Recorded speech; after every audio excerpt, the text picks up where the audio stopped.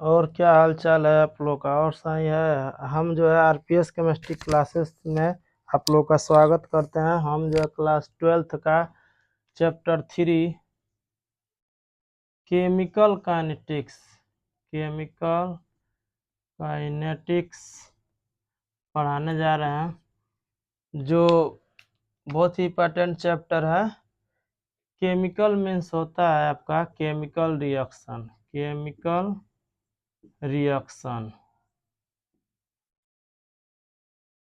Kinetics means होता है आपका रेट या स्पीड।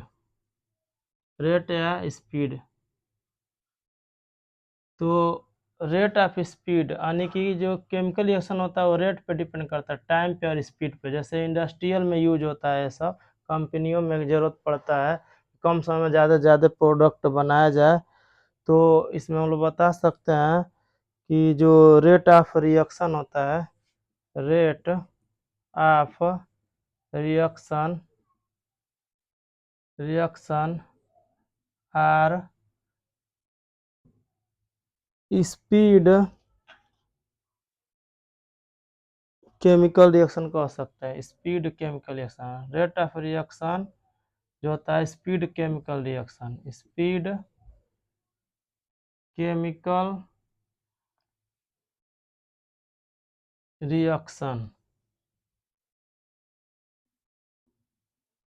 और सेकंड पॉइंट बता सकते हैं फैक्टर्स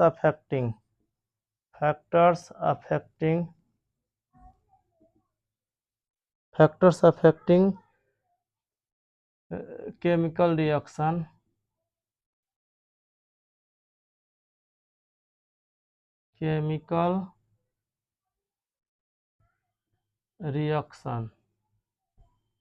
यानी जो फैक्टर्स अफेक्टिंग केमिकल रिएक्शन होता है यह टेम्परेचर, कंसंट्रेशन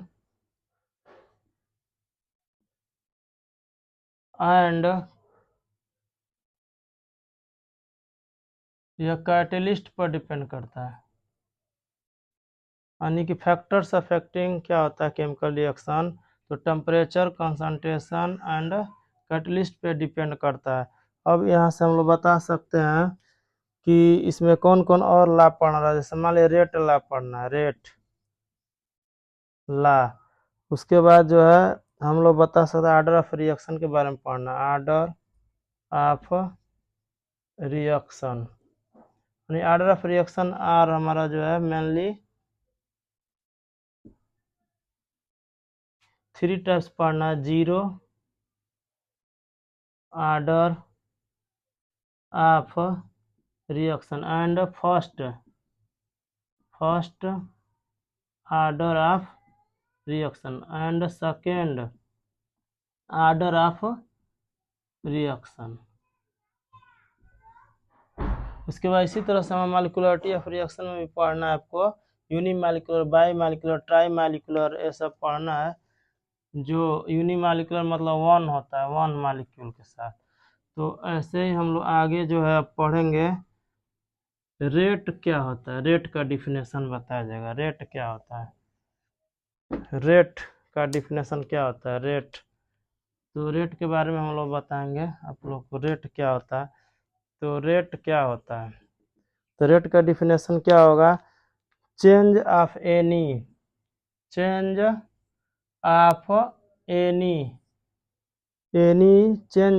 क्वांटिटी, कोई ले लीजिए, क्वांटिटी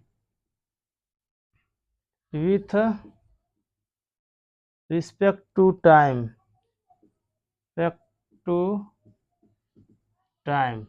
यानी रेट हो गया। इसी तरह से हमारा रेट ऑफ रिएक्शन का डिफिनेशन क्या होगा, rate of reaction. Rate of reaction क्या होता है, तो रेट ऑफ रिएक्शन का डिफिनेशन क्या होगा आप लोग को पता है कि कोई the change in concentration, the change in concentration and pressure कह सकते हैं हम लोग, कंसंट्रेशन आर प्रेशर कह सकते हैं, concentration are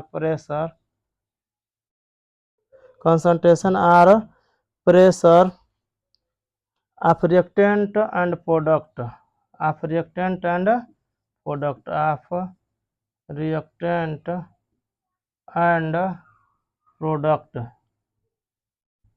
reactant and product with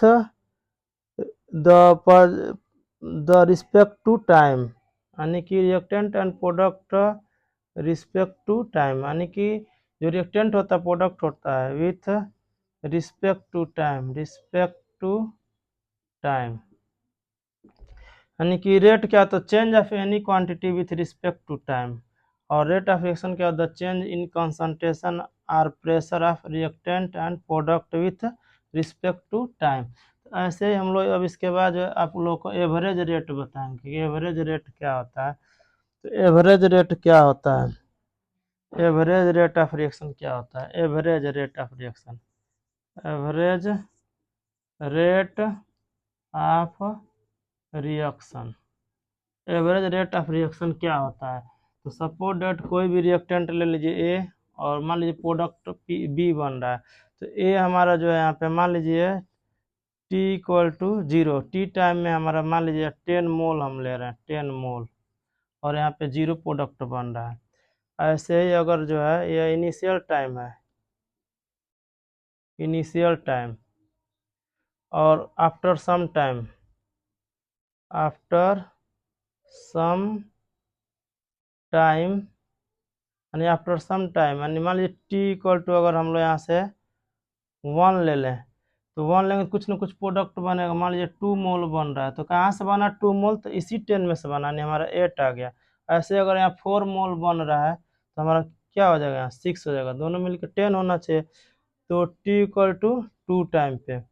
और ऐसे ही अगर हम लोग टी इक्वल टू 3 ले लें तो क्या हो जाएगा, यहाँ आपका 6 बन रहा था, यहाँ क्या हो जाएगा 4 हो जाएगा। ऐसे हमारा जो है जो सपोज डेट यह हमारा टी 0 टाइम है, और प्रोडक्ट हमारा क्या हो गया P1 हो गया, या प्रोडक्ट मान लीजिए P2 है, और ऐसे ही हमारा जो है यह P1 है, और यह जो है टी मान लीजिए टाइम जो है T0 दिया ही है, और यह हमारा टाइम यहाँ पे जो है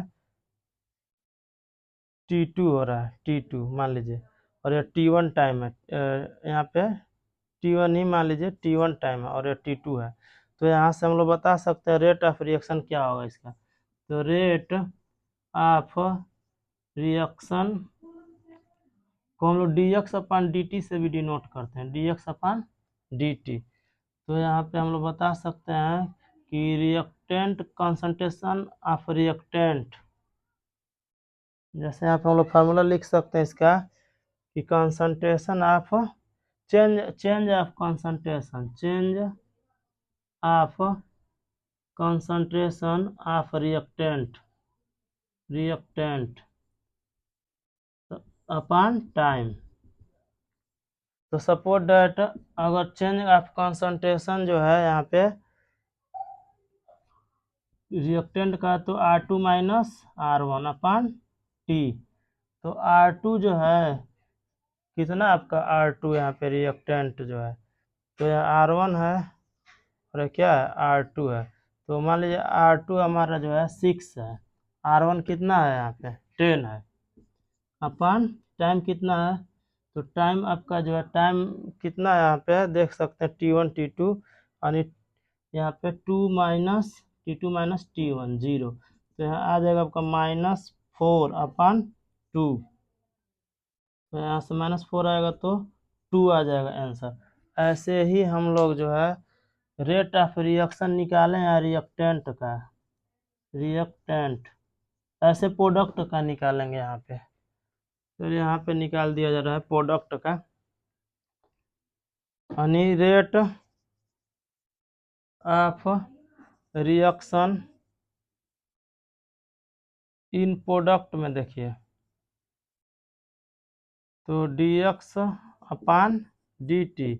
तो प्रोडक्ट का क्या, प्रोडक्ट हमारा क्या है P2 - P1 अपन डेल्टा टी। तो P2 कितना आपका प्रोडक्ट सपोज मान लीजिए यहाँ पे 4 है, और P1 कितना है 2 है, और यहाँ पे जो है P2 यह है,